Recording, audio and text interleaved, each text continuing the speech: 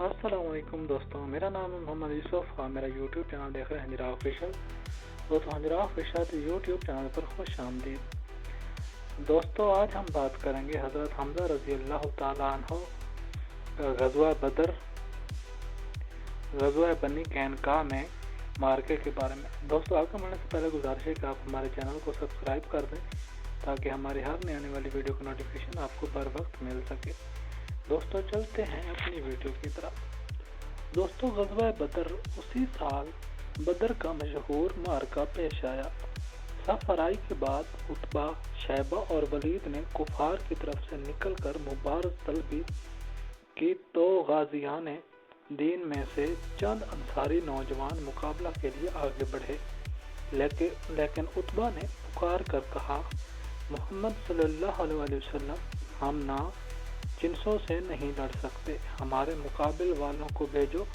ارشاد ہوا، حمزہ رضی اللہ تعالیٰ عنہ، علی رضی اللہ عنہ، عبیدہ رضی اللہ عنہ، اٹھو اور آگے بڑھو۔ حکم کی دیر تھی کہ یہ تینوں نبرد آزما بہادر نیزے ہلاتے ہوئے اپنے حریف کے مقابل جا کھڑے ہوئے۔ دوستوں، حضرت حمزہ رضی اللہ تعالیٰ عنہ نے پہلے ہی حملہ میں عتبہ کو واصل جہنم کیا۔ حضرت علی رضی اللہ عنہ بھی اپنے حریف پر غالب آئے، لیکن حضرت ابو عبیدہ رضی اللہ عنہ اور ولید میں دیر تک کشمکش جاری رہی۔ وہ زخمی ہو گئے تو ان دونوں نے ایک ساتھ حملہ کر کے اس کو تیگ نیگ کر دیا۔ یہ دیکھ کر تیمہ بن عدی جوش انتقام میں آگے بڑھا، لیکن شیر خدا نے ایک ہی وار میں اس کو بھی ڈھیر کر دیا۔ مشرکین نے طیش میں آ کر عام حملہ کر دیا۔ دوسری طرف سے مجاہدین اسلام بھی اپنے دلاوروں کو نرگہ میں دیکھ کر ٹوٹ پڑے۔ نہایت غمسان کارن پڑا اسد اللہ حمزہ رضی اللہ عنہ کے دستار پر شتر مرغ کی کلگی تھی، اس لیے جس طرف گھس جاتے تھے صاف نظر آتے تھے۔ دونوں ہاتھ میں تلوار تھی اور مردانہ وار دو دستی حملوں سے پرے کا پرا صاف کر رہے تھے۔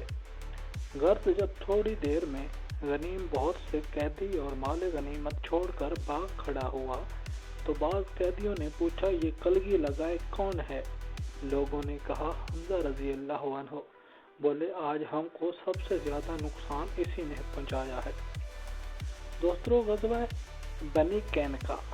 بنو قینقاع نام کی اطراف مدینہ میں یہودیوں کی ایک جماعت تھی۔ چونکہ یہ عبداللہ بن ابی سلول کی حلیف تھے، اسی لیے رسول اللہ صلی اللہ علیہ وسلم سے دوستانہ معاہدہ طے پا گیا تھا، لیکن غزوہ بدر کی کامیابی نے ان کے دلوں میں رشک و حسد کی آگ بھڑکا دی اور اعلانیہ سرکشی پر آمادہ ہو گئے۔ چنانچہ حضرت صلی اللہ علیہ وسلم نے اس عہد شکنی کے باعث اسی سال ماہ شوال میں ان پر فوج کشی فرمائی اور بزور اطراف مدینہ سے دلا وطن کر دیا۔ دوستو، حضرت حمزہ رضی اللہ عنہ اس معرکہ میں علم برداری کے منصب پر مامور تھے۔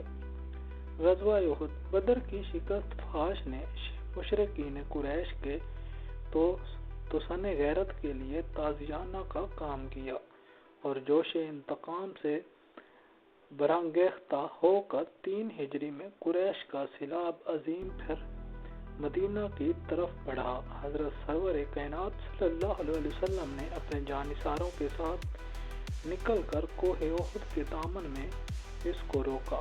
7 شوال ہفتہ کے دن لڑائی شروع ہوئی۔ کفار کی طرف سے صباح نے بڑھ کر مبارز طلبی کی تو حضرت امیر حمزہ رضی اللہ عنہ اپنی شمشیر خار اشگاف تولتے ہوئے میدان میں آئے اور للکار کر کہا، اے صباح، اے ام انمار، مزغہ نجس کے بچے، کیا تم خدا اور اس کے رسول سے لڑنے آیا ہے؟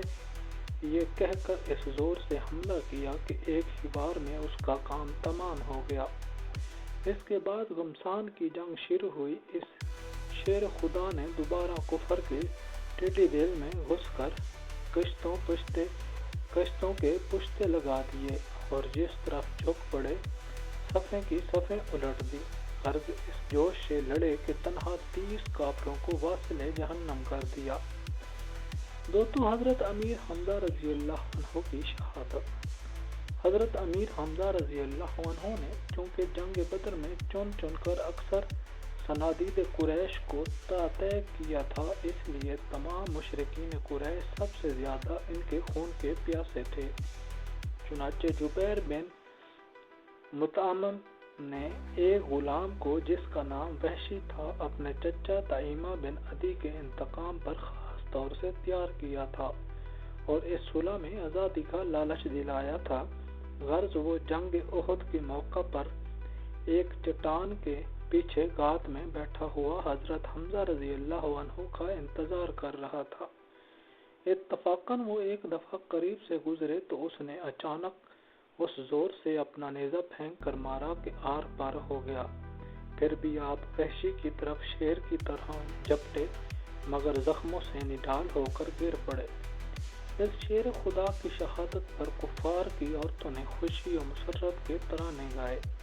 अबू सुफियान की बीवी हिंदा बिन्त उतबा ने नाक कान काट कर जेवर बनाए, नेज़ शकम चाक करके जिगर निकाला और चबा चबा कर थूक दिया।